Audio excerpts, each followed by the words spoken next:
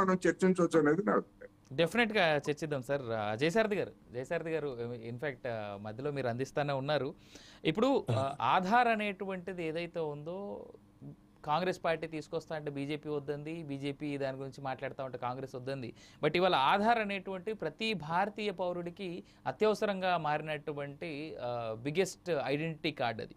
So దాన్ని తీసుకొచ్చింది ఆయన హయాంలోనే. ఇన్ఫ్యాక్ట్ కాంగ్రెస్ పార్టీ కూడా చాలా ధైర్యంగా చెప్పుకునేటువంటి అంశం. బట్ రెండింటికి రెండు పార్టీలు దాన్ని అటు ఇటుగా చూస్తూ ఉన్నాయి. ఆధార్ కూడా ఆయన హయాంలోనే వచ్చింది. ఇందాక కోటేశ్వరరావు గారు చెప్తున్నట్టుగా కూడా కొన్ని అటుగా కొన్ని ఇటుగా కూడా ఉన్నాయి. సో హౌ కెన్ వి ఏమంటారు, ఆ 10 ఏళ్ల పాలనని మనం ఎట్లా చూడవచ్చు అంటే సింప్లిఫైడ్ పిక్చర్లో కోటేశ్వరరావు గారు చెప్పినట్టుగా? అంటే అవినాష్ గారు, అంటే మన్మోహన్ సింగ్ గారు చాలా చాకచక్యంగా తనకు కావాల్సిన పనులను నెరవేర్చుకున్నారు. ఆయనే కొన్ని అంశాలకి పరిమితి. ఆయన గొప్ప ఆర్థికవేత్త, దాంట్లో ఎలాంటి అభ్యంతరం లేదు ఎవరికి. అలాగే ఆయన మీకు అవినీతి లేదు, వారసత్వ రాజకీయాలకు ఆయన దూరంగా ఉన్నారు. ఇట్లాంటివి ఎన్నో ఉన్నాయి. కానీ ఆయన ప్యూర్లీ చూస్తే చివరి వరకు కూడా ఆయన ప్యూర్లీ సరళీకృత ఆర్థిక విధానాలకు కట్టుబడి ఉన్నాడు. ఆ అంశాల విషయానికి వచ్చినప్పుడు ఆయన చాలా కఠినంగా వివరించింది. అంటే కాంగ్రెస్ హైకమాండ్కి ఏమో ప్రభుత్వం కొనసాగాలి, యూపీఏ ప్రభుత్వం కొనసాగాలి సమర్థవంతంగా 2 టర్ములు. వాళ్ళకు మన్మోహన్ గారికి ఏం కావాలి, ఆర్థిక విధానాలు ఏవైతే ఆయన తీసుకొచ్చిండ్రో వాటిని సమర్థవంతంగా అమలు చేసుకోవడానికి ప్రయత్నం చేయాలి. ఆ విషయంలో ఆయన ఒప్పందం విషయంలో ఆయన చాలా కఠినంగా వివరించారంటే దానికి కారణం అదే. కాంగ్రెస్ హైకమాండ్ ను అంతవరకే పరిమితం అయింది. ఆ విషయాల్లో కాంగ్రెస్ హైకమాండ్ ని ఒప్పించగలిగారు. వామపక్షాలు లేకున్నా పర్వాలేదు, నేను అవసరమైతే రాజీనామా చేస్తానని బెదిరించే వరకు కూడా వెళ్ళడానికి కారణం ఏంటంటే ఆయన ఆర్థిక సంస్కరణల విషయంలో ఎప్పటికి కూడా రాజీ పడలేదు.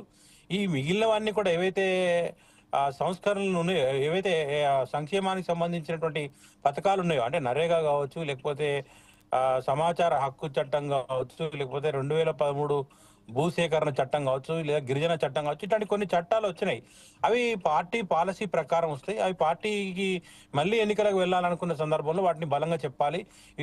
మన్మోహన్ సింగ్ గారు అనుకోకుండా వచ్చినటువంటి ప్రధానమంత్రి తప్ప ఆయనే ఈ ఎజెండాతో వచ్చినటువంటి వ్యక్తి కాదు ఆయన. కాబట్టి అవి పార్టీ పరంగా చేపట్టాల్సి వచ్చింది. అందులో మిత్రపక్షాలు, వామపక్షాల యొక్క బలవంతం మేరకు కూడా చేపట్టినవి కొన్ని ఉన్నాయి. కాకపోతే ఆయనే దీంట్లో మనం చూడాల్సింది ఏంటంటే ఆయనకు ఒక అవినీతి అంటలేదనేది మాత్రం వాస్తవం అనేది కనిపిస్తా ఉంది. అలాగే కాంగ్రెస్ హైకమాండ్ ను దాటి ప్రవర్తించలేదు. అంటే సోనియా గాంధీ ఆజ్ఞను ఆయన ఎప్పుడూ దాటలేదు. అందుకే ఆయన్ని మౌనముని అంటూ కూడా మోడీ గారు తీవ్ర స్థాయిలో విమర్శించిన పరిస్థితి కూడా కనిపిస్తా ఉంది.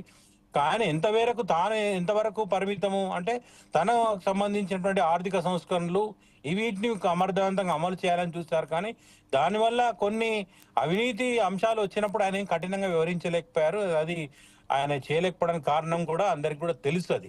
ఎందుకంటే కాంగ్రెస్ హైకమాండ్ కాదని ఆయన ఒక్క అడుగు కూడా ముందే అడుగు వేసేటువంటి పరిస్థితి లేదు.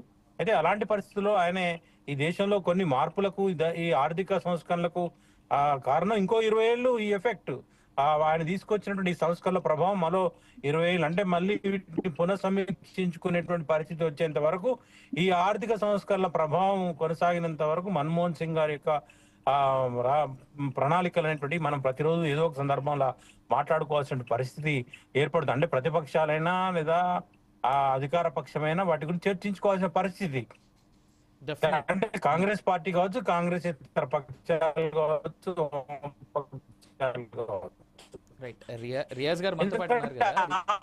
ప్రభావంతో ప్రతి వ్యక్తి మనుగడ కొనసాగుతుంది. ఇవాళ ఆర్థిక ఇవాళ అదాని అమ్మపక్షంగా ఇవాళ దోపిడీ జరుగుతా ఉంది అంటున్నామంటే దానికి స్కోప్ కారణం ఏంటి?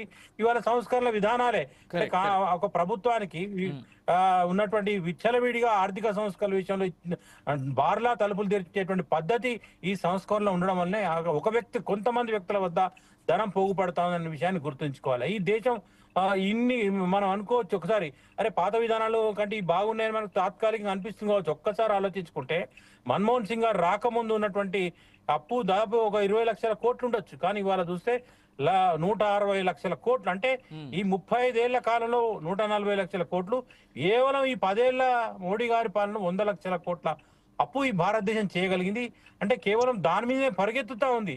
ఇవాళ దీన్ని కూర్చోడానికి ఇంకోటి చేసేటువంటి పరిస్థితి కనిపిస్తా ఉంది. ఇవన్నీ వచ్చినాయి అంటే వారి యొక్క ఆర్థిక సంస్కరణల ప్రభావం ఇంకో 30-40 ఏళ్ళు మన ఈ దేశం మీద ఉంటది.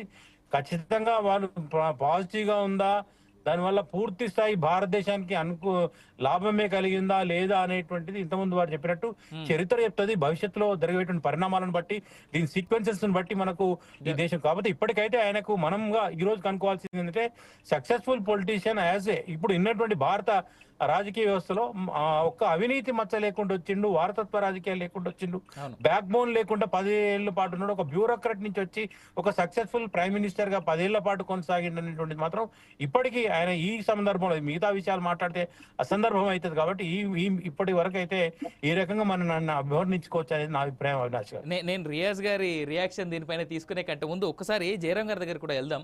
జయరాం గారు, కొంచెం